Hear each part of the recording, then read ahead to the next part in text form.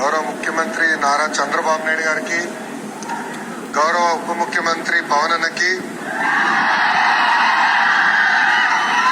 BJP రాష్ట్ర అధ్యక్షులు మాధవ్ గారికి, రవాణా శాఖ మంత్రులు రాంప్రసాద్ రెడ్డి గారికి, సత్యకుమార్ యాదవ్ గారికి, వేదిక మీద ఎమ్మెల్యేలు ఎంపీలకి, ప్రత్యేకంగా ఈ సమావేశానికి విచ్చేసిన మా ఆటో డ్రైవర్లందరికీ పేరు పేరున నా హృదయపూర్వక నమస్కారాలు. ఇంట్లో ఎన్ని ఇబ్బందులున్నా ఎవరైనా ఆటో ఎక్కితే నవ్వుతూ పలకరిస్తారు మా ఆటో డ్రైవర్లు. గ్రామ స్థాయి నుంచి దేశ రాజకీయాలంతా కూడా ఆటో డ్రైవర్లే ఆటోలో చర్చిస్తారు. పోయిన 5 సంవత్సరాలు చూసాం. మీ మౌత్ పబ్లిసిటీ దెబ్బకి వైనాట్ 175 కాస్త వైనాట్ 11 అయినాయి. విశ్వవిఖ్యాత నట సార్వభౌమ స్వర్గశ్రీ నందమూరి తారక రామారావు గారు కూడా డ్రైవర్ గా నటించిన సినిమా డ్రైవర్ రాముడు. మీ అందరి బాలయ్య నా ఒక్కడికే ముద్దల మావయ్య అయినా బాలయ్య బాబు గారు డ్రైవర్ గా నటించిన సినిమా లారీ డ్రైవర్. అంతేకాదు పవన్ అన్న కూడా నటించారు, డ్రైవర్ గా నటించారు. ఆ సినిమా పేరేంటి ఇప్పట్లా? అత్తారింటికి దారేది.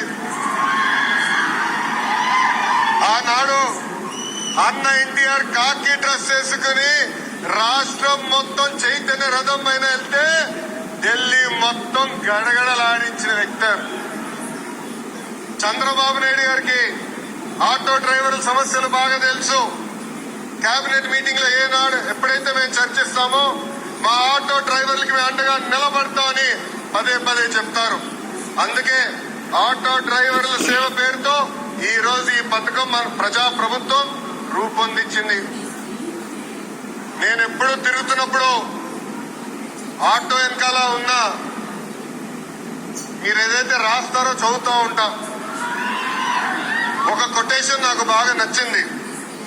ఆ కొటేషన్ ఏంటంటే, వర్షం ఎలా పడుతుందని పిల్లలు అడిగినప్పుడు దేవుడు కురిపిస్తున్నాడని చెప్పొద్దు, మనం మొక్క నాటితే ఒక్క నీటి బట్టు వర్షం ద్వారా వస్తుందని ఒక ఆటో డ్రైవర్ పెట్టుకున్నాను. అంటే ప్రకృతి పట్ల మనకున్న బాధ్యత ఆ ఆటో డ్రైవర్ ఈరోజు సమాజానికి నేర్పిస్తున్నారు. ఇంకొక ఆటో డ్రైవర్ కొటేషన్ చూసా, అందరూ బాగుండాలి, దాంట్లో నేను కూడా బాగుండాలని చెప్పారు. మూడో కొటేషన్, జరా భద్రం భయ్యా, మనందరం చల్లగా ఇంటికి వెళ్ళాలి. అంటే స్పీడ్ గా నడపద్దు, ర్యాష్ గా నడపద్దని ఆ ఆటో డ్రైవర్ చెప్పే పరిస్థితి. ఈ కొటేషన్లన్నీ మీకు ఎందుకు చెప్తున్నానంటే, మా ఆటో డ్రైవర్ల మనసు పెద్ద మనసు. ఎవరన్నా బ్యాగ్ మర్చిపోతే తిరిగి వాళ్ళకి అందిస్తారు. ఎవరన్నా పొరపాటున సెల్ ఫోన్ మర్చిపోతే వాళ్ళ ఇంటికి చేర్చుతారు. అంతేకాదు విలువైన వస్త్రాలు దొరికితే ఏకంగా మా పోలీస్ సోదరుల దగ్గరికి వెళ్లి డబ్బులో లేని వస్త్రాలు దొరికినాయి, ఇది మీరు జాగ్రత్త వాళ్ళకి చేర్చాలని చెప్పే పెద్ద మనసున్న వ్యక్తులు మా ఆటో డ్రైవర్లు. విలువైన వస్త్రాలు దొరికితే ఏకంగా మా పోలీస్ సోదరుల దగ్గరికి వెళ్లి డబ్బులో లేని వస్త్రాలు దొరికినాయి, ఇది మీరు జాగ్రత్త వాళ్ళకి చేర్చాలని చెప్పే పెద్ద మనసున్న వ్యక్తులు మా ఆటో డ్రైవర్లు. ఆటో వెనుక నవ్వు తెప్పించే కొటేషన్లు కూడా ఉన్నాయి స్వామి. అప్పు చేసి కొన్నాను, నన్ను చూసి ఏడవద్దు అని చూశాడు. అప్పు చేసి కొన్నాను, నన్ను చూసి ఏడవద్దు. ఇంకోటి, హాయని ఆశ పెంచద్దు, బాయని బాధ పెట్టద్దు. అంటే ఎప్పుడు ఆటో వెనకాల బండి ఉంటే నవ్వుతూ ఉంటాం. సమాజం పట్ల మాకున్న బాధ్యత తెలుస్తుంది. ఎన్ని సమస్యలున్నా, ఎన్ని ఇబ్బందులున్నా నవ్వుతూ ఆదరిస్తారు మా ఆటో. వరల్డ్ కప్ స్క్రీనింగ్ ప్రత్యేకంగా సమావేశం ఏర్పాటు చేసుకున్నా. వాళ్ళు ఎదుర్కొంటున్న సమస్యలు నేను తెలుసుకున్నా. ఆనాడు ఆటో డ్రైవర్ నాకు చెప్పింది ఒకటి, కుడి చేతిలో 10,000 పెడతారు, ఎడం చేతిలో 20,000 రూపాయలు లాగేస్తారని. అరే ఎట్లా లాగుతున్నారు అబ్బాయి అని అడిగా. గ్రీన్ ట్యాక్స్ పెంచారు, 20,000 రూపాయలు చేసి బాదుతున్నారు. అదేవిధంగా రోడ్ల పైన ఉన్న గుంటలు పూడ్చట్లేదు, 5 సంవత్సరాలు ఎవరు పట్టించుకోలేదు. ఆ గుంటల వల్ల మా ఆటోలు రిపేర్లకు వస్తున్నాయి, దీనివల్ల చాలా చాలా ఇబ్బంది పడుతున్నాం అని ఆనాడు చెప్పారు. అందుకే మీ ఆదరణతో 94% సీట్లు ఈ రోజు ప్రజా ప్రభుత్వం కైవసం చేసుకుంది. మన ప్రభుత్వం అధికారంలోకి వచ్చిన వెంటనే గ్రీన్ ట్యాక్స్ ని ఏకంగా 3,000 రూపాయలకి తగ్గిస్తాం జరిగింది. అంతేకాదు పవనన్న నాయకత్వంలో సుమారుగా 2,000 కోట్ల రూపాయలు ఖర్చు పెట్టి గుంటలంతా కూడా మనం పూడ్చడం జరిగింది. ఈ రోజు ఎక్కడ లేని విధంగా కొత్త రోడ్లు కూడా మన ప్రభుత్వం వేస్తున్నాం. అంతేకాకుండా ఆటో స్టాండ్లు ఏర్పాటు చేయాలి, మీకు అక్కడ తాగునీరు అందజేయాలి. ప్రత్యేకంగా మహిళలు ఆటోలు తోలుతున్నప్పుడు వాళ్ళకి కావాల్సిన టాయిలెట్లు కూడా అక్కడ ఏర్పాటు చేయాలి. ఎలక్ట్రిక్ ఆటోలు మీకు అందిస్తే కాదు, ఛార్జింగ్ పాయింట్ కూడా ఏర్పాటు చేయాలని ఆనాడు మాకు చెప్తాం జరిగింది. ఇది చేసే బాధ్యత కూటమి ప్రభుత్వం తీసుకుంటుందని ఈ సభాముఖ ప్రజలందరికీ నేను తెలియజేస్తున్నాం. నేను యువగలం పాదయాత్ర చేసినప్పుడు మహిళల్ని కించపరిచే విధంగా ఆనాడు రోజా గారు మాట్లాడారు. మా తెలుగు మహిళ చీరలు గాజులు ఆమెకి ఇచ్చేదానికి వెళ్ళినప్పుడు వెళ్ళిన ఆటోని ఆనాటి పోలీస్ సోదరులు సీజ్ చేశారు. ఆ ఆటో డ్రైవర్ పేరే హమీద్ బాషా. పాపం ఈ ఆటో పైన ఆయనే కాదు, ఆయన కుటుంబంలో ఉన్న 5 ఆధారపడి ఉంటారు. అతను నా దగ్గరికి వచ్చి, అన్నా నేను ఇబ్బంది పడుతున్నా, నన్ను ఆదుకో అంటే గౌరవ ముఖ్యమంత్రి శ్రీ నారా చంద్రబాబు నాయుడు గారు ఆనాడు నేను ఫోన్ చేసి ఒక ఆటో ఇవ్వాలనుకుంటే ఒకటి కాదు, ఏం అవసరం ఉన్నా ఆ కుటుంబాన్ని ఆదుకో, ఇది మన బాధ్యత అని చెప్పిన వ్యక్తి చంద్రబాబు నాయుడు గారు. సామాన్యుడి కారు ఆటో, వర్షం వస్తే ఇంటికి తీసుకెళ్లేది మా ఆటో డ్రైవర్లు. ఏకంగా చిన్న పిల్లల్ని సేఫ్ గా స్కూల్ కి తీసుకెళ్లి తిరిగి తీసుకొచ్చేది మా ఆటో డ్రైవర్లు.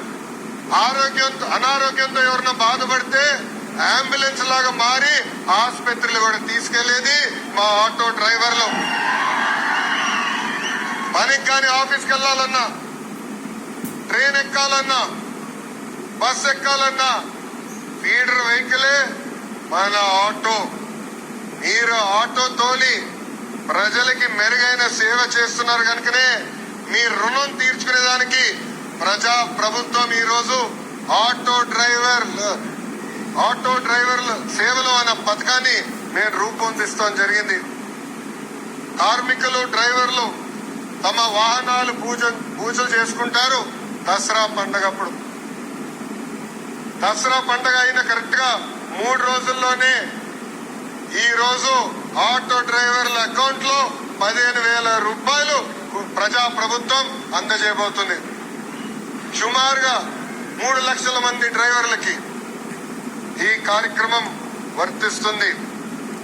అందుకే నేను ఇక్కడున్నా మిమ్మల్ని అందరిని ఒకటే కోరుతున్నా, మన వృత్తిలో డబ్బులు ఖర్చు పెట్టాలి, మెరుగైన సర్వీస్ అందజేయాలి. అప్పుడే మనకు కూడా అద్భుతమైన మార్కెట్ వస్తుంది. ఆవకాయ పట్టాలన్నా, అంతరిక్షానికి వెళ్లాలన్నా, ఆటో అద్భుతంగా తోలాలన్నా మా మహిళలే చేయగలుగుతారు. నేను ఇక్కడికి వచ్చినప్పుడు ఏకంగా స్వర్ణలత గారు నన్ను నడిపారు. ఆమె ఇంట్లో పడుతున్న కష్టాలు నేను నేరుగా తెలుసుకునేదానికి అద్భుతమైన అవకాశం వచ్చింది. ఇక్కడ ఉన్న మగవాళ్ళ కన్నా మా అక్కనే అద్భుతంగా నడిపింది. ఈరోజు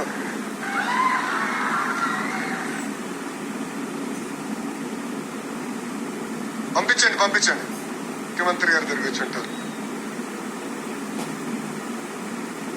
స్వర్ణలత గారు ఆటో తోలుతూ కుటుంబం మొత్తం పోషిస్తున్నారు. ఇంట్లో ఆమె భర్త కూడా అద్భుతంగా సహకరిస్తున్నారు. ఇద్దరు కలిసికట్టుగా పనిచేసి ఈ రోజు ఆ కుటుంబాన్ని ముందలు తీసుకెళ్తున్నారు. తల్లి నాకు చెప్పింది, తల్లికి వందనం అందింది. ఉచితంగా గ్యాస్ సిలిండర్లు ఏదైతే దీపం పథకం కింద ఇస్తున్నామో అది కూడా అందింది. అంతేకాదు ఇంట్లో ఉన్న పెద్దమ్మ అత్తగారి కూడా ప్రజా ప్రభుత్వం ఈ రోజు పెన్షన్ కూడా ఇస్తాం జరుగుతుంది. అందుకే ఈ సభాముఖంగా ఇక్కడ ఉన్న మగవాళ్ళందరినీ కోరుతున్నా, ప్రత్యేకంగా ఆటో డ్రైవర్లు కూడా కోరుతున్నా, మహిళల్ని మనం గౌరవించాలి. తెలుగు వాడక భాషల్లో మహిళల్ని కించపరిచే విధంగా కొన్ని పదాలు వాడతాం. గాజులు తొడుక్కున్నావా, చీర కట్టుకున్నావా, అమ్మాయిలాగా ఏడవద్దని. దీనికి ఫుల్ స్టాప్ పెట్టాలి. ఇది మనం వాడకూడదు. ఈ రోజు ఆంధ్ర రాష్ట్రంలో ప్రతి ఆటో డ్రైవర్ నేను కోరుతున్నా, ప్రజల్లో చైతన్యం తీసుకొచ్చే శక్తి మీలో ఉంది. మీరు ఏదైతే ఒక్క విషయం తలుచుకుంటే అది సాధించే శక్తి మీలో ఉంది. అందుకే మహిళల్ని గౌరవించాలనేది పదే పదే ఎవరైతే మీ ఆటో ఎక్కుతారో వాళ్ళకి తెలియజేయాలని ఈ సభాముఖం మిమ్మల్ని అందరినీ నేను కోరుకుంటూ,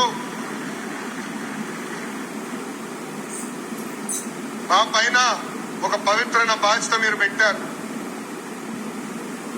గత పాలకులు మీటింగ్ జరిగితే మీరందరూ చూసేవారు, పరదాలు కట్టేవారు, బ్యారికేడ్లు పెట్టేవారు. కానీ ఈరోజు గౌరవ ముఖ్యమంత్రి గారు కానీ, ఉప ముఖ్యమంత్రి గారు కానీ ఒక సామాన్య వ్యక్తిగా మీ ముందల నుంచుంటున్నారు. మీ రుణం తీర్చుకుంటే మా లక్ష్యం. ఆహర్నిశలు కష్టపడతాం. ఎన్ని ఆర్థిక ఇబ్బందులున్నా ఇచ్చిన ప్రతి హామీ నిలబెట్టుకునే బాధ్యత ప్రజా ప్రభుత్వం తీసుకుంటుంది. ఈ రోజు ఆంధ్ర రాష్ట్రంలో డబుల్ ఇంజిన్ సర్కార్ ఉంది. కేంద్రంలో గౌరవ ప్రధానమంత్రి నరేంద్ర మోడీ గారు, రాష్ట్రంలో గౌరవ ముఖ్యమంత్రి చంద్రబాబు నాయుడు గారు. ఈ డబుల్ ఇంజిన్ సర్కార్ అద్భుతంగా నడుస్తుంది కనుకనే మరి ఎన్ని ఆర్థిక ఇబ్బందులున్నా ఇచ్చిన ప్రతి హామీ, సంక్షేమ కార్యక్రమాలు మనం నిలబెట్టుకోగలుగుతున్నామని ఈ సభాముఖంగా తెలుపుకుంటూ, మళ్లీ వస్తాం, అద్భుతమైన కార్యక్రమాలు చేస్తాం. మీ పిల్లల భవిష్యత్తు చూసుకునే బాధ్యత ప్రజా ప్రభుత్వం తీసుకుంటుందని ఈ సభాముఖం మీ అందరికి హామీ ఇస్తూ, నాకు ఇంత అద్భుతమైన అవకాశం ఇచ్చిన మా ఆటో డ్రైవర్లందరికీ పేరు పేరున నా హృదయపూర్వక నమస్కారాలు తెలుపుకుంటూ మీ అందరి దగ్గర నుంచి సెలవు తీసుకుంటున్నాం.